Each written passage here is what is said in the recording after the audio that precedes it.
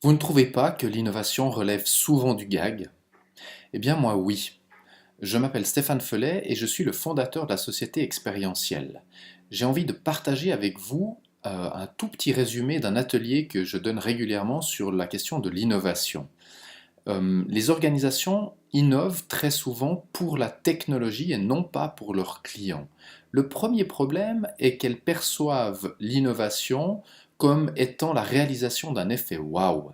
Et donc on va innover, créer un outil technologique qui va provoquer un effet waouh avec comme problème principal que l'effet waouh ne dure jamais longtemps et que vu la qualité de certains jeux vidéo, de certaines attractions, eh bien, faire vraiment un effet waouh chez les gens avec de l'innovation technologique, c'est très compliqué.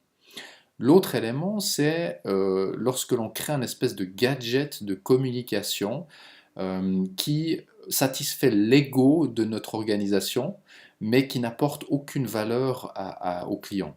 Pensez à vous, comment vous vous comporteriez si vous étiez dans un magasin avec votre smartphone en train de scanner les différents rayons pour trouver les offres. Alors qu'aujourd'hui, on va trouver des panneaux où on va voir les offres qui existent. Est-ce que vraiment vous trouveriez que c'est plus agréable de vous déplacer dans un magasin avec un smartphone pour trouver où sont les bonnes affaires? Je pense pas. Alors, regardez ce qui fonctionne vraiment. Si vous prenez l'exemple de Booking, technologiquement, il n'y a pas d'effet wow, il n'y a pas de gadget de communication. On est vraiment sur un outil qui permet de résoudre un problème qui était de réserver un logement à l'autre bout du monde quand on ne parle pas la langue, quand on doit téléphoner ou aller sur le site internet de plein d'hôtels. Eh bien, là, l'innovation apporte une vraie plus-value à l'utilisateur, comme la carte Google que vous utilisez certainement régulièrement, qui vous permet facilement de trouver des lieux où de vous déplacer. Donc une bonne innovation, en fait, apporte des solutions à des problèmes.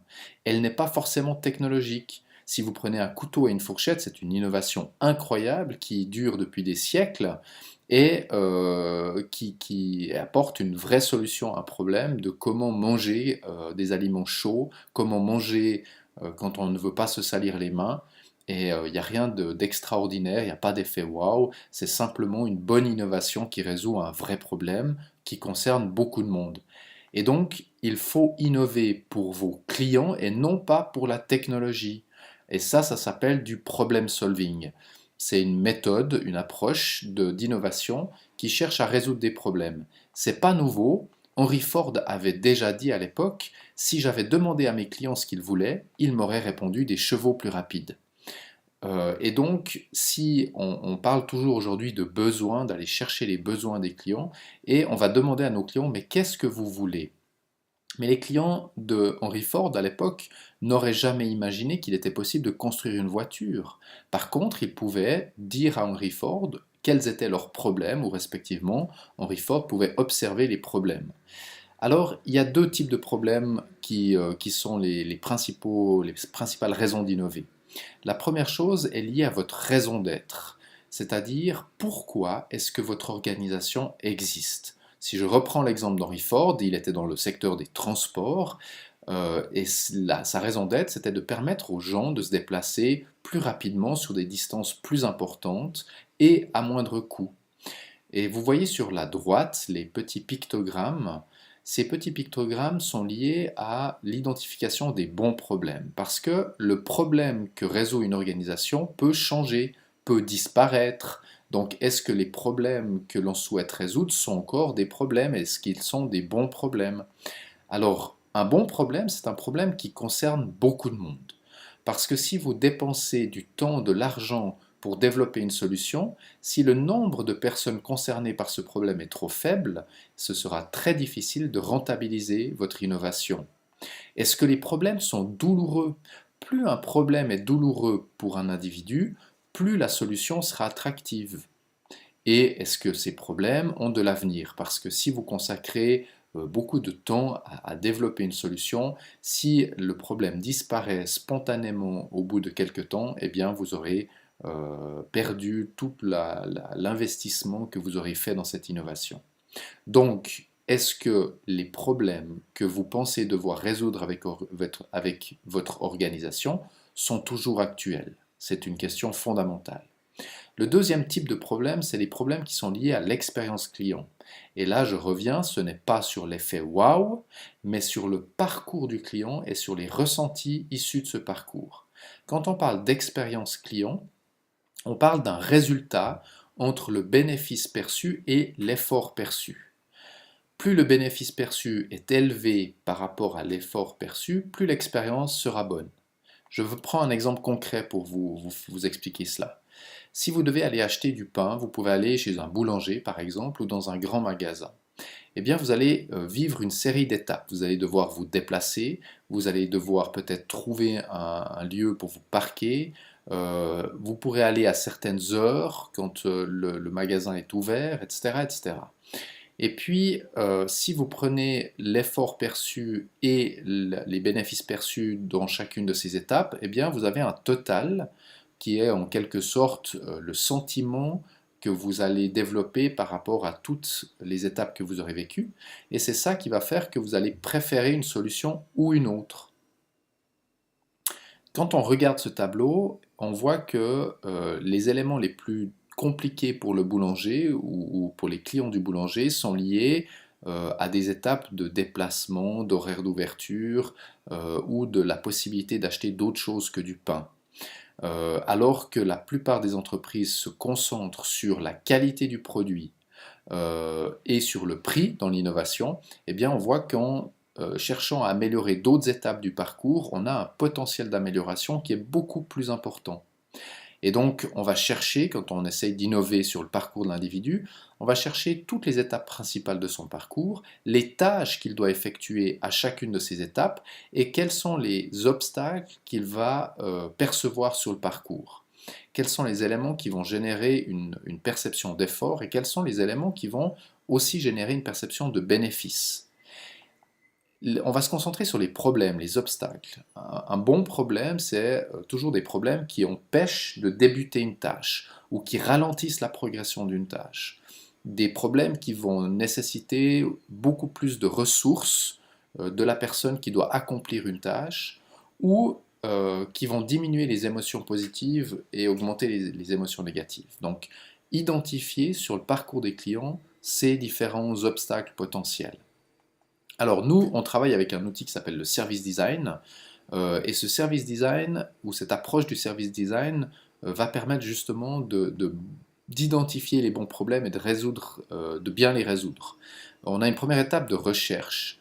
Ne vous basez pas sur des hypothèses, vous devez observer vos clients, vous devez comprendre les acteurs, vous devez comprendre les contextes, et pour ça il y a différents outils qu'on utilise, qu'on teste, qu'on présente lors des ateliers.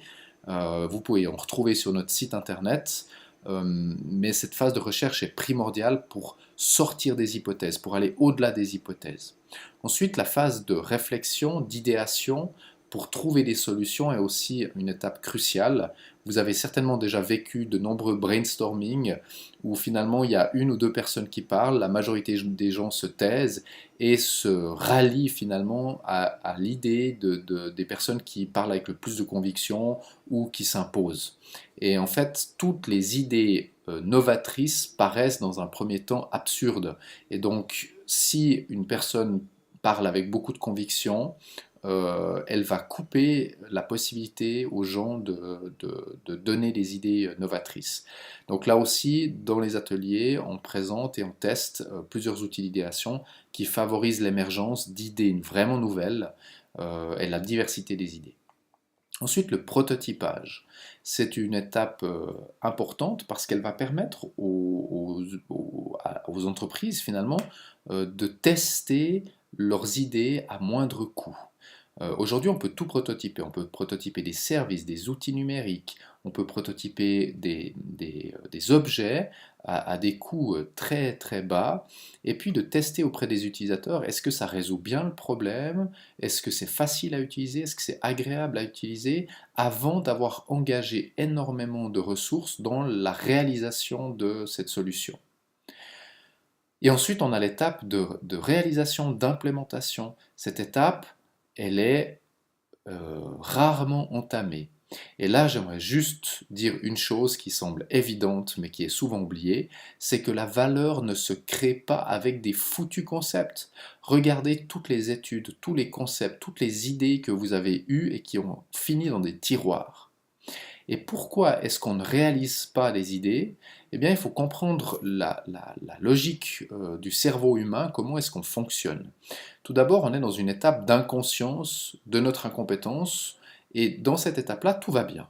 On ne se rend pas compte qu'on doit innover, on ne se rend pas compte que notre façon de faire est peut-être dépassée par rapport à ce que cherchent nos clients, mais comme on ne s'en rend pas compte, tout va bien.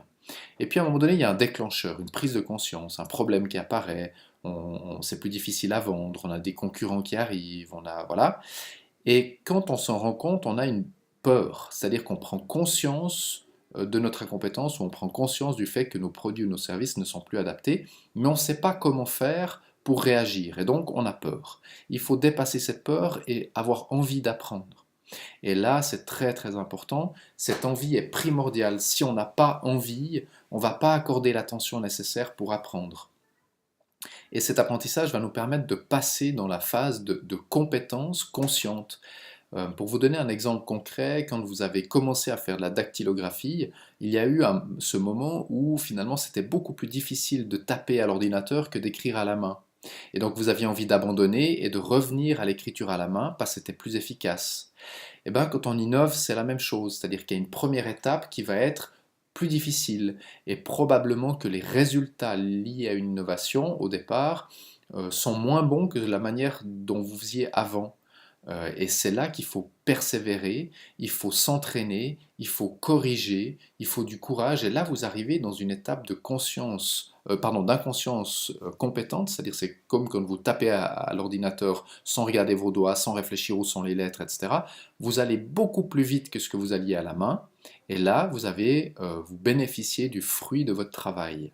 Et ça, c'est vraiment l'étape qu'on recherche dans l'innovation, mais ça demande du courage, de l'entraînement et de la persévérance. Et vous allez vous dire, mais comment est-ce qu'on revient dans l'étape d'inconscience incompétente, puisque tout évolue vite? Eh bien, ça s'appelle la routine. Si vous avez des moments où vous dites, ah, mais on a toujours fait comme ça, posez-vous la question, est-ce qu'il n'y a pas un problème? Ensuite, il y a une cinquième étape qui est l'étape d'amélioration.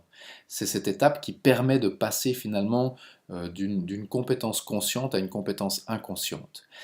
Ces dernières années, ces 20-30 dernières années, pour innover, ou quand on innovait, on crée quelque chose de nouveau, on le laissait vivre, on voyait que ça marchait plus, au bout de 2-3 ans, on crée de nouveau quelque chose de nouveau, on laissait vivre, ça marchait plus et on recrée quelque chose de nouveau. Ça a bien fonctionné pendant quelques décennies, mais aujourd'hui, avec l'accélération du changement de comportement des gens, l'accélération des technologies, etc., c'est beaucoup trop lent. Et on doit aller plus vite, et ça veut dire qu'on doit mettre en place des indicateurs et des éléments qui nous permettent d'améliorer et d'optimiser ce qu'on fait plutôt que de refaire du nouveau en permanence. Voilà, c'est les quelques mots que j'avais envie de partager avec vous sur ces ateliers. Si ça vous intéresse et que vous souhaitez participer à des ateliers sur le thème de l'innovation, du service design, de la communication à l'ère du digital, vous pouvez vous rendre sur notre site, vous y trouverez déjà des informations et vous pouvez vous préinscrire aux formations, aux ateliers. On vous enverra de temps à autre un mail pour vous dire quand ont lieu les prochains ateliers et sur quel thème. Voilà, j'espère que cette courte vidéo vous sera utile et je vous souhaite une très belle journée.